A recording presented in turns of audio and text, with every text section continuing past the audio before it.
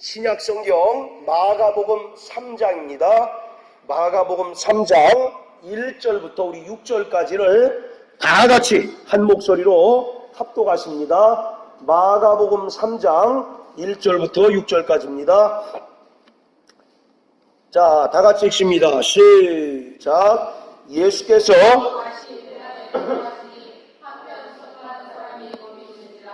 사람들이 예수를 송사하여 안식일에 그 사람이 오시니가 보거늘 예수께서 성가하는 사람에게 이르시되 가운데 일어서라 하시고 저희에게 이르시되 안식일에 선을 행하는 것과 말을 하는 것 생명을 구하는 것과 죽이는 것 어느 것이 옳으냐 하시니 저희가 잠잠하거늘 저희 마음의 완악함을 근심하사 노하심으로 저희를 둘러보시고 그 사람에게 이르시되 내 손을 내밀라 하시니 그가 내밀매 그 손이 회복되었더라. 바리새인들이 나가서 곧 회당 아멘. 자, 우리 4절 한 절만 다시 읽습니다. 자, 4절만 읽습니다. 시작.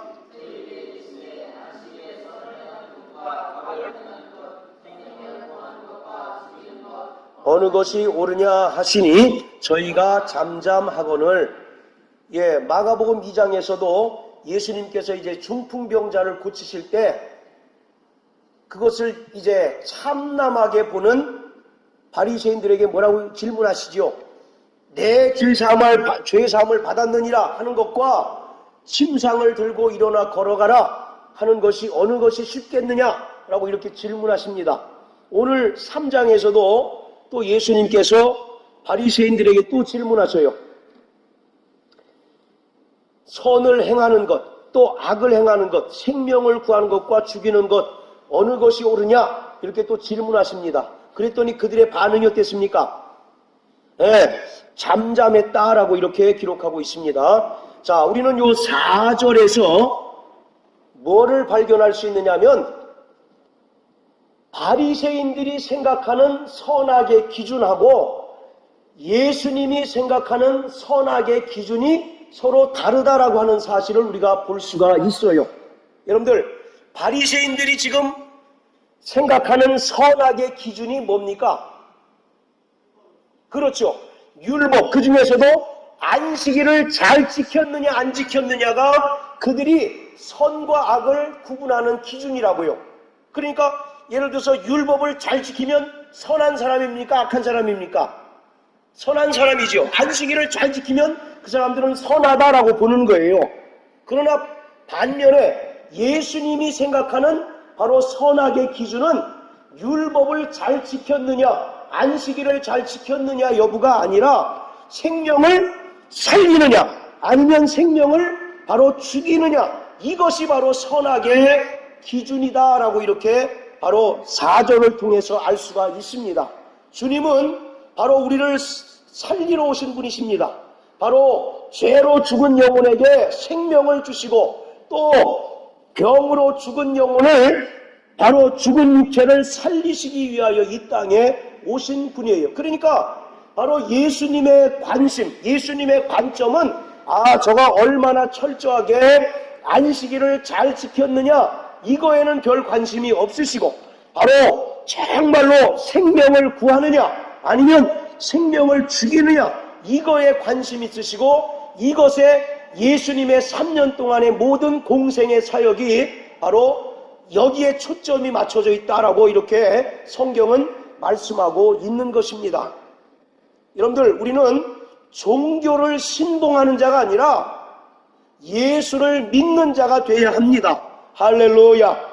바로 종교에는 생명이 없고 종교에는 구원이 없고 종교에는 영생이 없어요. 그러나 우리가 예수를 믿을 때 구원받고 예수 믿을 때 영생을 얻고 예수 믿을 때 육체의 병이 고침받을 수 있게 되는 것입니다. 종교는 우리에게 자꾸 의무를 강조해요.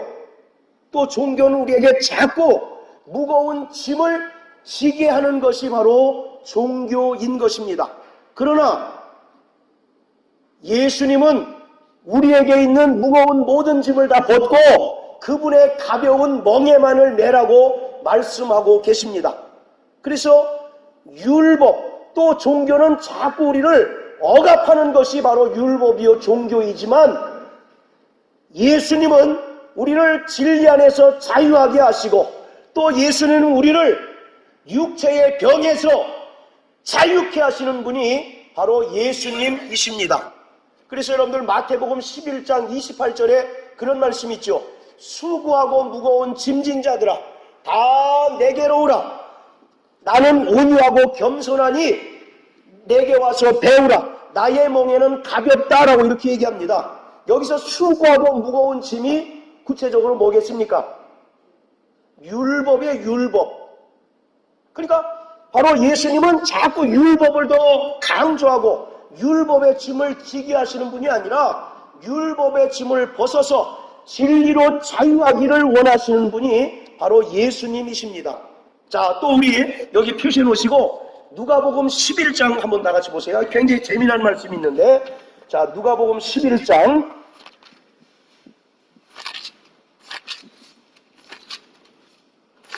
자, 46절입니다. 46절 다 같이 시작.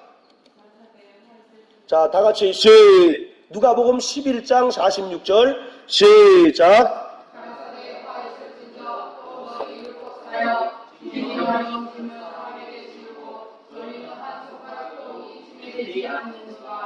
예, 여기서도 예수님께서 율법사, 당시의 서기관과 바리새인들을 책망하시면서 뭐라고 얘기합니까?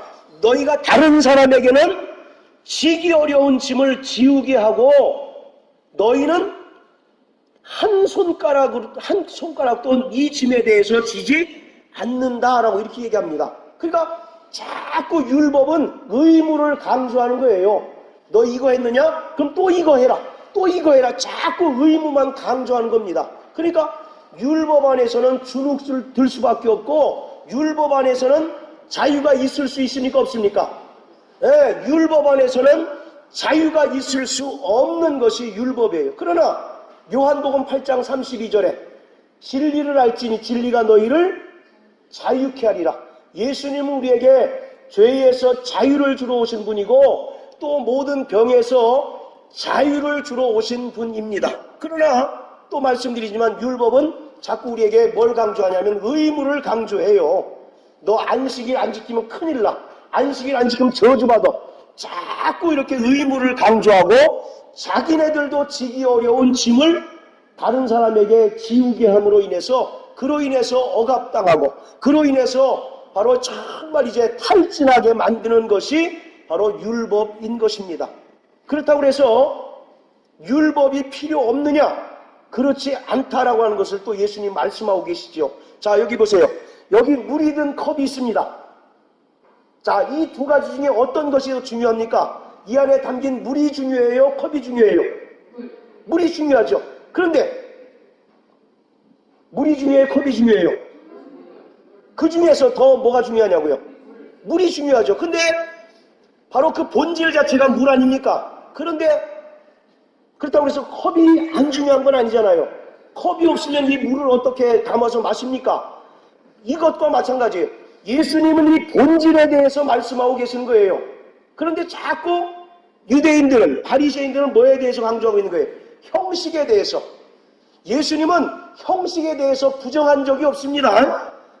그러나 뭘 더 강조하셨느냐 하면 그 본질이 더 중요한 것이 더 본질인데 자꾸 이 이스라엘 사람들 또 율법사들이 형식에 치우치고 외식에 치우치니까 외식하는 서기관과 바리새인들이요 화 있을진저라고 이렇게 책망하신 것이지 예수님은 절대 안식일에 대해서 부정하시지 않았어요. 오히려 내가 안식일의 주인이다라고 이렇게 말씀하신 거예요. 그래서 철저하게 이 본질이 무엇인가에 대해서 우리가 이해하고 이 말씀을 우리가 깨달을 수가 있어야 되는 것입니다. 예수님은 이 지상에서의 바로 그 공생의 사역 동안 신유 사역을 통해서 구약의 선지자들의 예언을 성취하셨습니다. 이사야서 35장 5절 6절에 보면 그때에 저는 자들이 사슴같이 뛰고 벙어리들의 혀가 열려서 노래하며 또 귀머거리가 듣고 또 눈이 밝을 것이다 라고 이렇게 말씀하고 계십니다.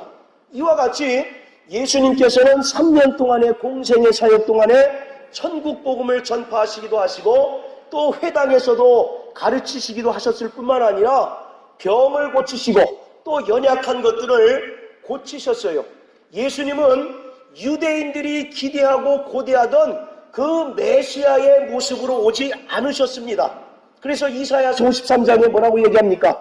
그에게 흠모할 만한 아무런 모양도 없고 고운 풍채도 없어서 사람들이 싫어 버림받았다라고 이렇게 얘기합니다. 이처럼 예수님은 유대인들이 고대하던 메시아의 모습은 아니었지만 그가 이 땅에서 바로 병을 고치시고 또 귀신을 내어쫓으셨던 그런 신유 사역을 통해서 그가 메시아이심을 증거하셨을 뿐만 아니라 인간들을 괴롭히는 모든 질병과 또 고통들을 해결해 주셨습니다.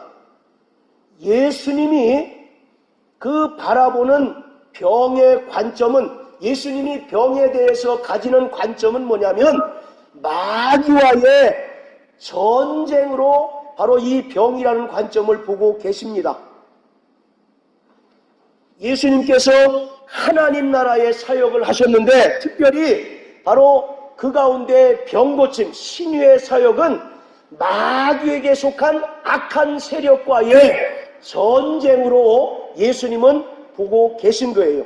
예수가 이 땅에 오셔서 천국 복음을 전파하셨습니다. 그리고 이 땅에 하나님의 나라가 임하고 또 하나님의 나라가 확장되고 하나님의 나라가 증거되고 있어요. 그런데 오늘 이 마가복음에는 하나님의 나라가 순조롭게 순탄하게 이제 증거된 것이 아니라 수많은 저항들이 있었고 특히나 하나님의 나라가 확장되는 데 협조할 줄 알았던 그 종교 지도자들이 오히려 걸림돌이 되고 있는 그러한 모습을 바로 기록하고 있는 것입니다. 그래서 바로 모든 성경에서의 치유는 하나님 나라를 대적하는 악한 영들에게 바로 일격을 가하는 바로 그런 사역이 바로 병고침인 것입니다. 자, 거기 한번 보세요. 자, 2절 우리 한번 다 같이 읽어보세요. 2절. 자, 시작.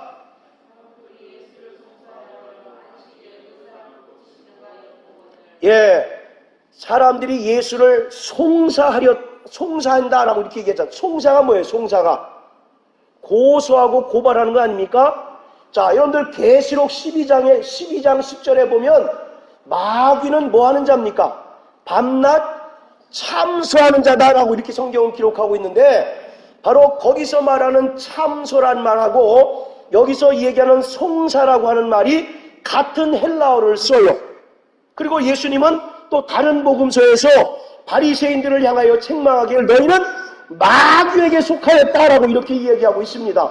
그래서 바로 예수님께서 병 고치시는 것을 반대하고 또 병 고치는 것에 대해서 바로 송사하고 또 고소하고 고발하는 것은 그들이 마귀에게 속하였기 때문에 예수의 하시는 일들에 대해서 반대하고 또 저항하고 있다라고 이렇게 예수님께서 보고 계신 거예요. 그래서 특히나 이 마가복음에서 보는 바로 예수님의 그 병에 대한 관점은 마귀에게 속한 악한 세력들과의 바로 치열한 영적인 전쟁이다라고 이렇게 예수님은 바라보고 있는 것입니다.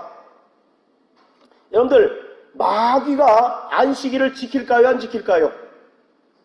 마귀가 공휴일이 있을까요? 없을까요? 없어요. 그들은 일주일 내내 성도를 괴롭히고 또 악한 일들을 합니다.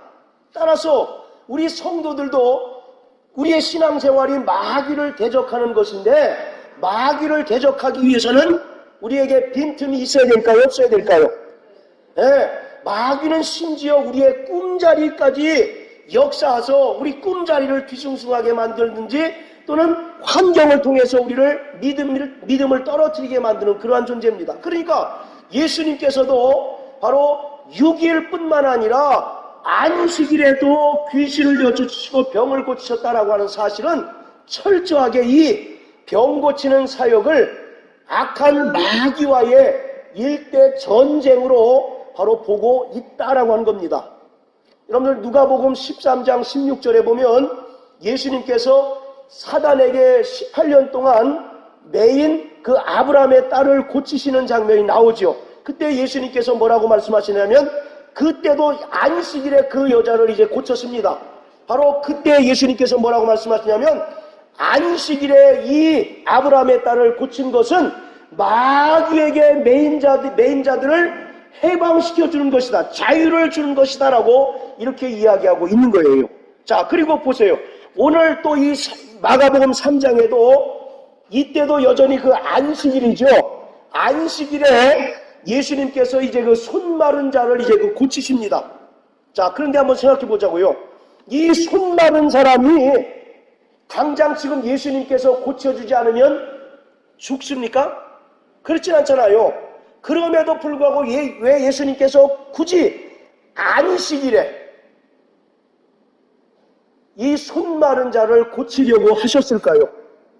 여러분들 그 복음서에 보면 예수님과 바리새인들의 가장 큰 쟁점이 뭡니까? 안식일 준수 여부 아니에요. 자, 우리 한번 여기 먼저 표시해 줘 놓으시고 요한복음 5장을 한번 보세요.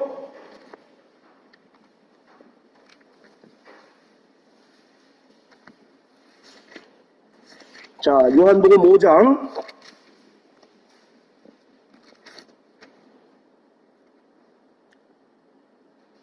자, 16절부터 18절까지 우리 요한 형제 한번 읽어주세요.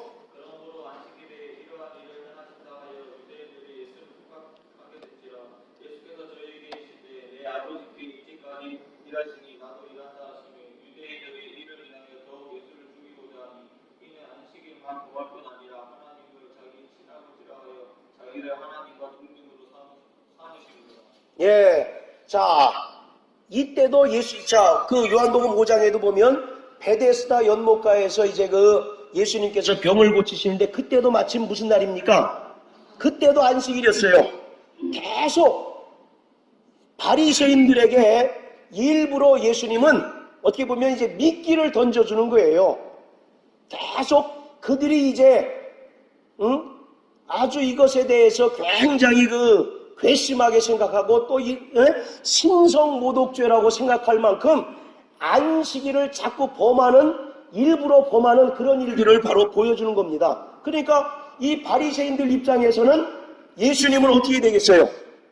반드시 이 사람은 죽여야 될 사람으로 이제 인정할 수밖에 없는 거죠. 왜냐하면 사람으로서 자기를 하나님의 아들이라고 하니까 이건 신성모독에 해당되는 것이고 또 더더군다나 자기가 하나님의 아들이라고 하면서 하나님께서 이제 그 정하신 안식일을 그 사람들 눈에는 범하게 되니까 이거는 도무지 용서가 안 되고 필연적으로 예수를 죽이는 것이 그들에게 있어서 하나님을 섬기는 예다라고 이렇게 인정할 수밖에 없는 것이지요.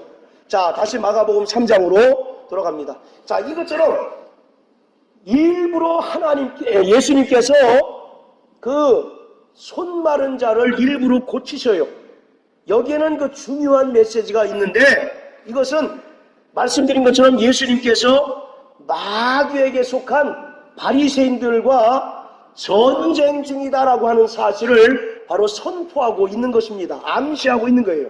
아니 당장 죽을 병도 아닌데 안식일이 지나서 이제 그 병 고쳐주면 얼마나 좋습니까? 그런데 일부러 뻔히 그렇게 이제 논쟁이 일어날 걸 알면서도 예수님께서 구태여 안식일에 손 마른 사람, 그렇게 또 중요한 사람도, 그렇게 뭐 위급한 사람도 아닌데 안식일에 이렇게 굳이 병을 고치신 것은 바로 이것은 예수님께서 병을 고치시는 것은 단순히 어떤 육체적인 질병을 치료하는 차원이 아니라 그 이면에 죄를 사하는 권세가 있을 뿐만 아니라 바로 마귀와의 어떤 치열한 영적인 다툼, 영적인 전쟁의 일환이다라고 하는 사실을 지금 바로 우리 믿는 자들에게 이제 깨닫게 하시고 알게 하시는 그런 차원에서 계속 안식일의 그 병을 고쳐주고 계시는 겁니다.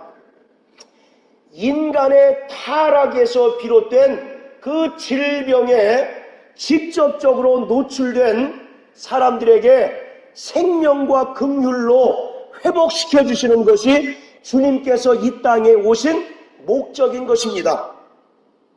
이처럼 예수님의 그 사역 가운데 안식일이 중요한 것은 바로 이 안식일이라고 하는 것은 하나님 나라의 그 뜻이 이 땅에 이루어지는 것이고 또 모든 질병에서 해방되는 희년과도 같은 그 회복의 개념을 가지고 있기 때문에 예수님께서는 안식일에 병 고치는 일들을 자주 하십니다. 여러분들 누가복음 4장 18절 19절에 보면 예수님께서 눈먼 자에게 이제 자유를 또 귀머거리에게 듣게 하시고 이런 얘기 나오죠. 그때 은혜의 해를 전파하시고 라고 말씀합니다. 은혜의 해라고 하는 것이 바로 구약에 있었던 그 희년을 얘기합니다. 여러분들 구약에 희년이라고 하는 제도가 있는데 이 제도는 어떤 제도냐면 모든 억압된 것이 다 자유를 얻는 것입니다. 종들이 다 자유를 얻고 또 부채로 인하여 이제 짐을 졌던 자들에게 부채를 다 탕감해주는 바로 그런 날이 바로 희년인데 예수님께서 특별히 안식일에 병을 고치시고 안식일에 손 마른 자를 고치시는 것은 주님께서 이 땅에 오신 그 목적이 바로 자유를 선포하고 또 희년을 선포하기 위해서 오셨다라고 하는 사실을 바로 우리에게 보여주고 있는 것이에요. 그래서 성경에서 예수님이 말하는 참 안식일의 개념은 종교적이고 또는 형식적인 규정으로서 사람을 억압하는 것이 아니라 모든 육체의 질병에서 풀려나 자유와 해방을 맞이하도록 해주는 것이 바로 예수님께서 말씀하시는 참 안식일의 개념이에요.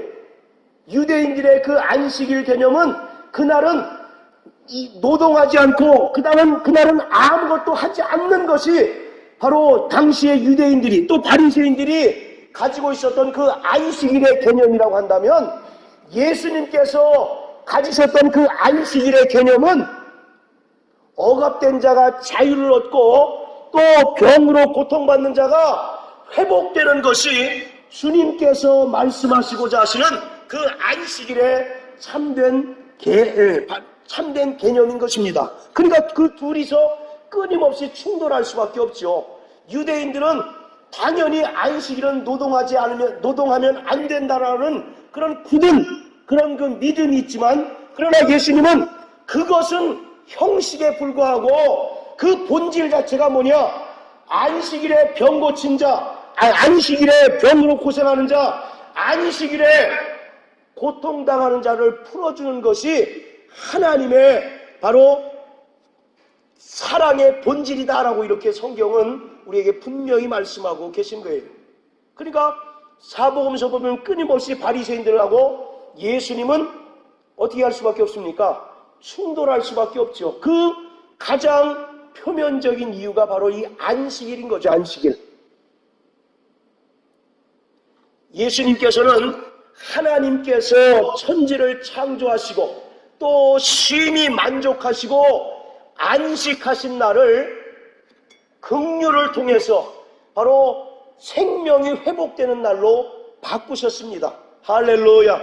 그래서 다른 성경에 보면 예수님 말씀하잖아요. 너희 그 양이 우물에 빠졌으면 안식일에 우물에 빠졌으면 너희 건지지 않느냐. 하물며 양보다 더 귀한 사람이 죽게 되는데 안 고치면 되겠느냐라고 이렇게 예수님께서 말씀하시잖아요. 오늘 이와 같이 예수님께서 말씀하시는 이 안식의 개념은 단순히 그냥 노동을 금지하고 육체의 힘을 얘기하는 것이 아니라 바로 죄에서 노임받고 또 병에서 회복되는 그러한 개념이 예수님께서 복음서를 통해서 우리에게 말씀하시는 안식일의 참된 개념인 것입니다. 예수님은 우리에게 평안을 주기 위하여 오셨어요. 할렐루야. 바로 예수님은 우리의 영과 혼과 육이 평안하기를 원하십니다. 그래서 영혼의 죄를 사하시고 또 마음의 평안을 주시고 육체의 바로 병을 고쳐주셔서 바로 영과 혼과 육이 흠없이 보존되고 평안하기를 평안하기를 원하시는 것이 바로 예수님의 방법인 것입니다. 그런 반면에 이 유대인들, 바리새인들은 안식일법이라는 율법에만 매여 있어서 그들이 정작 해야 하는 사람을 살리고 또 사랑해야 하는 일들에 대해서 등한히 여기고 바로 무시하고 있는 거죠. 또 무관심하고 있는 거죠. 여러분들, 율법의 완성이 뭡니까? 로마서 13장 10절에 보면 사랑은 율법의 완성이다라고 말씀하잖아요. 그들은 바로 율법의 본질이 사랑이라고 하는 것을 머리로는 알지만 행동을 하지 않는다는 얘기죠. 그것을 예수님께서 사복음서를 통해서 적나라하게 그들을 이제 통렬하게 비난합니다. 너희가 겉으로는 정말 율법을 잘 지키는 것 같지만 하나님께서 너희에게 율법을 주신 근본적인 목적, 근본적인 취지를 너희가 알지 못한다. 그날에 바로 정말 이제 죽을 자를 살리고 너희가 마땅히 사랑해야 될 자를 외면하고 그냥 나는 노동을 금지하고 병 고치는 거 금지했으니까 하나님의 뜻에 맞게 살았다라고 하는 것은 전부 가식이고 다 외식에 불과하다라고 하는 거예요. 오늘날 바로 종교도 그와 같다라고 하는 것을 예수님은 말씀하고 있습니다. 그렇기 때문에 종교에 생명이 없고 그렇기 때문에 종교에 바로 구원이 있을 수 없다라고 하는 사실을 우리는 성경을 통해서 분명히 깨닫게 되시기를 바랍니다. 오늘 여러분들 이 안식일에 이 손 마른 사람이 우연히 여기 온 것이 아니고 바리새인들이 함정을 판 겁니다. 함정을. 뭐 하기 위해서 함정을 팠을까요? 예수님을 곤경에 빠뜨리려고 이제 그 함정에 빠뜨렸어요. 그리고 그 미끼가 누구냐면 지금 이 손 마른 사람을 쉽게 얘기해서 미끼로 사용하고 있는 겁니다. 그래서 그 2절에 한번 보세요. 2절에 사람들이 예수를 송사하려 하여 안식일에 그 사람을 고치는가? 어떻게 봤다고 그랬습니까? 엿봤다라고 이렇게 얘기합니다. 그냥 똑바로 쳐다본 것이 아니라 몰래, 여기에는 뭔가 모종의 음모가 도사리고 있는 거죠. 그러니까 이 손 마른 사람이 예수님을 정죄하기 위해서 이제 쳐놓은 덫과 같고 미끼와 같은 거예요. 그런데 예수님은 역으로 그걸 덥석 물음으로써 그들의 이제 그 외식에 대해서 통렬하게 지금 비난하고 있습니다. 자, 여기서 이 손 마른 사람이 나오는데, 자, 우리 누가복음 6장 한번 다 같이 보세요. 누가복음 6장.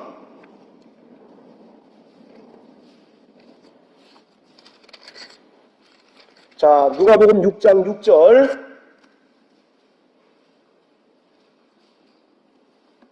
자, 다 같이 읽습니다. 시작.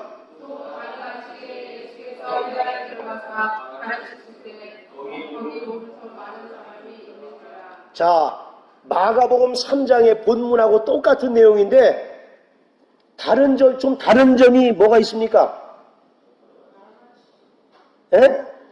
아니, 그거 말고. 그렇죠. 아까 마가복음엔 뭐라고 돼 있어요? 한편 손 마른 사람 이렇게 돼 있어요. 자, 그런데 누가는 뭐라고 썼습니까? 오른손 말랐다 이렇게 얘기합니다. 이게 이제 말하자면 누가의 직업병력이 작용한 거죠. 누가의 직업이 뭐였습니까? 의사죠, 의사. 여러분들 의사가 병원에 이제 그 진찰로 온 사람 아주 관심 있게 보지 않습니까? 그런 측면으로 이제 그 이해를 하시면 돼요. 자, 그런데 중요한 것은 바로 오른손이 말랐다라고 하는 것이 굉장히 중요합니다. 여러분들, 유대인들은 왼손잡이를 굉장히 싫어합니다. 예. 우리도 그 어릴 때 왼손으로 밥 먹거나 글씨 쓰면 어른들한테 굉장히 혼났죠. 독달아난다고. 성경도 특히 유대인들도 왼손으로 이제 왼손잡이를 굉장히 싫어합니다. 그래서 그 구약의 사사기에 보면 에훗이라고 하는 그 왼손잡이 사사가 있어요. 예, 이처럼 왼쪽에 대해서 굉장히 싫어하는데, 자, 다시 마가복음으로 돌아가서 오늘 이 사람이 구체적으로 오른손이 말랐다라고 이렇게 기록합니다. 자, 그리고 또 한 가지, 우리 성경에는, 우리가 가지고 있는 이 성경에는 이 사람의 직업이 나옵니까? 안 나옵니까? 안 나오죠? 그런데 신약 외경에 보면, 이 정경 말고 외경에 보면 이 사람의 이제 그 본래의 직업이 뭐였냐면 석공이었다라고 하는 얘기가 나옵니다. 뭐였었다고요? 자, 그럼 한번 생각해 보세요. 이 사람이 석공이었어요. 그리고 본래 오른손잡이였는데 이 오른손이 여기서 손이 말랐다라고 하는 것은 쪼그러지다. 또 그리고 막 비틀어지다라고 하는 그런 뜻입니다. 그러니까 우리 가끔 보면 그런 분들 계시죠? 좀 뭐랄까, 좀 손이 그 붉은데 좀 심하게 이런 식으로 붉은 분들 계시지 않습니까? 그런 분들을 이제 생각하시면 돼요. 자, 그러니까 이 사람의 직업이 이제 그 석공이에요. 그런데 오른손이 이제 그 말랐습니다. 이 사람 석공 노릇 할 수 있어요, 없어요? 이건 마치 축구 선수에게 발이 장애가 일어난 것하고 똑같습니다. 그러니까 이 사람 앞길이 어떻게 되겠어요? 막막하겠죠. 그리고 또 한번 추측을 해보세요. 이 사람에게 무슨 예를 들어서 딸린 가족이나 이제 그 처자식이 있다고 생각한다면 이 사람이 바로 이제 그 버는 수입으로 그들이 이제 먹고 살아야 되는데 이 사람이 손이 마르고 손이 오그라지거나 또 비틀어짐으로 인해서 석공일을 하지 않음으로써 이 사람뿐만 아니라 이 사람의 어떤 그런 그 딸린 식구들이 전부 다 가난하게 살 수밖에 없는 그러한 상황에 처해졌다라고 하는 것을 우리가 이제 알 수가 있는 거예요. 자, 그래서 바로 이 오른손이 말랐다라고 하는 말은 쉽게 얘기해서 하나님께 심판받은 죄인들의 모습을 지금 설명하고 있는 겁니다. 자, 지난주에도 그 중풍병에 대해서 말씀드렸죠. 중풍병 든 자가 바로 영적으로 죄인된 자들의 상태, 죄인된 자들의 모습을 이제 설명하고 있다고 말씀드렸죠. 마찬가지로 오늘 오른손 마른 자라고 하는 것은 하나님의 말씀에 불순종하고 또 죄에 대해서 바로 심판받은 인간들의 전체 모습을 바로 성경은 오른손 마른 자다라고 이렇게 표시하고 있는 겁니다. 자, 우리 구약성경 열왕기상 13장 한번 보세요. 열왕기상 13장.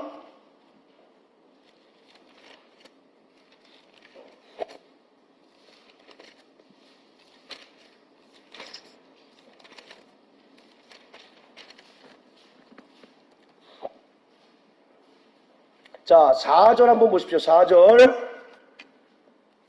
자, 시작. 여호와 왕이 하나님의 사에 그들에 있는 단을 하여 외쳐 바람을 낼 때에 단에서 손을 펴며 저들을 잡으라 하더라.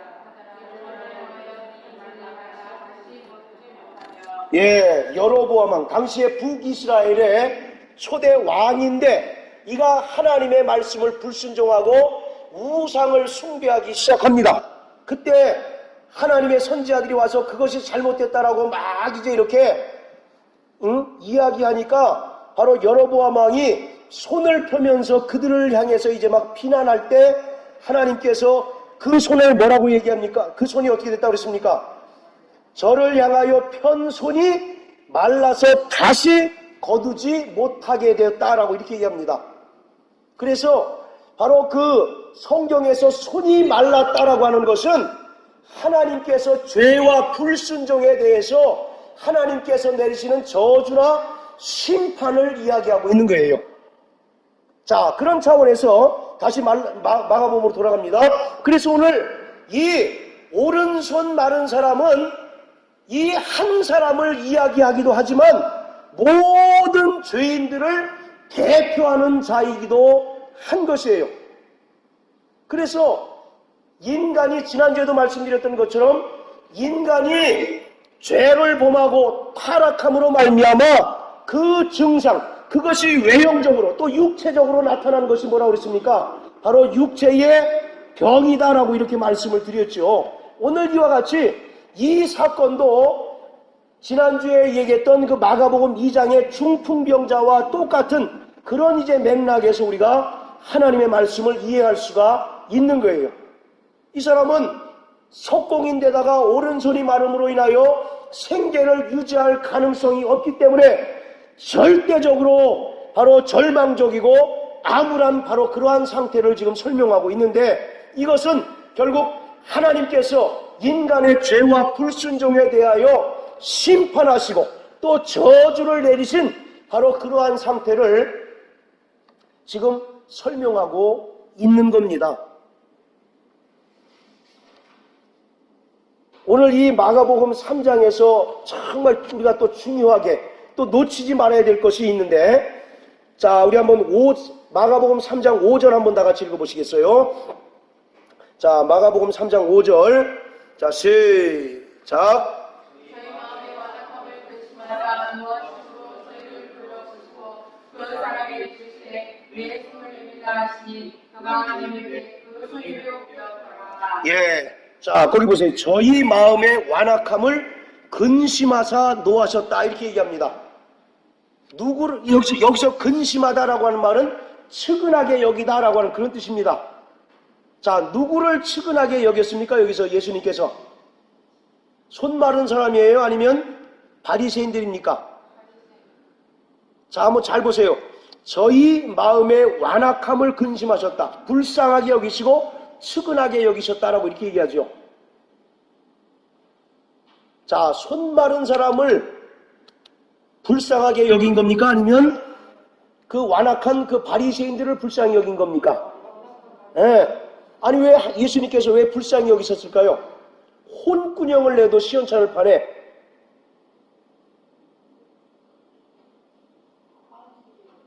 예, 그들의 무지에 대하여 주님께서 불쌍히 여기신 거예요. 정말 저들이 하나님의 그 안식일에 대한 본질은 망각한 채로 자꾸 겉껍데기만 붙어 사는 그들이 주님 보시기에 바로 불쌍한 것입니다. 오늘 저와 여러분들도 정말 그 종교인들, 종교 생활하는 자들을 배타적으로 여길 것이 아니라 정말 그들을 측은하게 여길 수 있는 그런 마음이 있게 되시길 바랍니다. 네, 설령 우리와 다른 어떤 그런 종교, 불교나 다른 종교를 믿는 사람이 할지라도 정말 그들을 불쌍히 여기는 마음이 오늘 우리에게 있어야 정말 참 예수의 제자인 것입니다. 그리고 거기 보시면 근심하사 또 노하셨다라고 얘기합니다. 처음에는 이제 그 측은하게 여기셨고, 두 번째는 이제 노하셨어요. 뭐에 대해서 노하셨을까요? 예, 그들의 외식, 율법의 외식에 대해서 예수님께서 크게 바로 분노하고 계신 것입니다. 그 외식으로 인하여 수많은 사람들이 지옥 가게 됐거든요. 오늘 많은 종교들이 있지 않습니까? 그 종교들이 사람을 미혹함으로 인해서 정말 그들이 지옥 가게 된 것을 주님께서 정말 분노하고 계신 거예요. 오늘 저와 여러분들에게도 정말 주님과 같이 거룩한 분노가 있게 되시기를 주의 이름으로 축원합니다. 그 사람에 대해서는, 다른 종교에 정말 이제 심취한 사람에 대해서는 바로 우리도 주님과 같이 불쌍히 여기는 마음이 있어야 하지만, 그 종교에 대해서는 뭐가 있어야 됩니까? 바로 거룩한 분노가 있어야 돼요. 할렐루야. 자, 오늘 이와 같이 예수님께서 정말 이와 같이 이거 안식일에 병을 고치셨는데, 수많은 논쟁에도 불구하고, 수많은 그런 바리새인들의 비난에도 불구하고 바로 병을 고치셨는데, 이는 결국 뭐냐? 예수님께서 안식일의 주인이시고 또 예수님께서 바로 하나님의 아들이시다라고 하는 사실을 바로 보여주고 있는 것입니다. 여러분들, 율법과 종교가 구원할 수 있습니까? 없습니까? 예, 율법과 종교가 인간의 육체의 병을 고칠 수 있습니까? 없습니까? 없습니다. 그러나 우리 예수님은 영과 혼과 육의 완벽한 의사이십니다. 할렐루야. 그래서 우리 영혼에는 죄사함을 주시고 또 우리 마음에는 평안을 주시고 또 우리 육체에는 건강을 바로 주시는 분이에요. 이사야서 53장 5절에 잘 아시죠? 그가 찔림은 우리의 기억 못하십니까? 그가 찔림은 우리의 죄악을 인함이고 그가 상함은 우리의 허물을 인함이라. 그가 징계를 당함으로 우리가 평화를 누리고 그가 채찍에 맞음으로 우리가 나음을 입었도다. 여러분들, 이 구절이 제가 성경 66권 중에서 가장 좋아하는 성경 구절입니다. 굳이 외우라는 말씀은 안 드리겠지만 이 정도는 외워야 되지 않겠습니까? 어쨌든 바로 주님은 우리의 영혼을 치료하는 의사이십니다. 할렐루야. 그래서 우리 영혼의 죄라고 하는 병을 치료하신 분이에요. 또 우리 정말 심령의 두려움, 공포라고 하는 병을 치료하신 분이 예수십니다. 또 그는 우리 육체의 각종 질병을 저가 채찍 맞으심으로 완벽하게 치료해 주신 분이 바로 예수 그리스도이십니다. 그러므로 우리는 정말 우리의 영과 혼과 육의 의사이신 예수님께 우리의 모든 문제를 맡기고 그분의 도우심을 구하는 저와 여러분들 되시길 주의 이름으로 축원합니다. 바로 예수님은 죄인을 부르시고 또 병든 자를 고치시기 위하여 이 땅에 오셨다라고 말씀하고 계십니다. 마가복음 1장 27절에 보면 내가 온 것은 의인을 부르러 온 것이 아니고 죄인을 부르러 왔다. 건강한 자에게는 의원이 필요 없는 것처럼 나는 죄인을 불러 구원하러 오셨고 또 병든 자를 고치기 위하여 오셨다라고 이렇게 말씀하고 계십니다. 주님께서 여러분들을 부르십니다. 그 앞에 나갈 때 우리가 바로 죄사함 받을 수 있습니다. 할렐루야. 또 그 앞에 정말 우리를 부르시는 주님 앞에 나갈 때 우리의 죽음이 생명으로 바뀌는 놀라운 역사가 일어나게 될 것이고 또 우리를 부르시는 주님의 음성을 듣고 그에게 나갈 때 우리 안에 있는 모든 절망이 소망으로 바뀌는 역사가 있게 될 것이며 또 우리를 부르시는 주님의 음성을 듣고 그에게 나갈 때 어떤 병이든 우리가 병 고침 받을 수 있게 될 것입니다.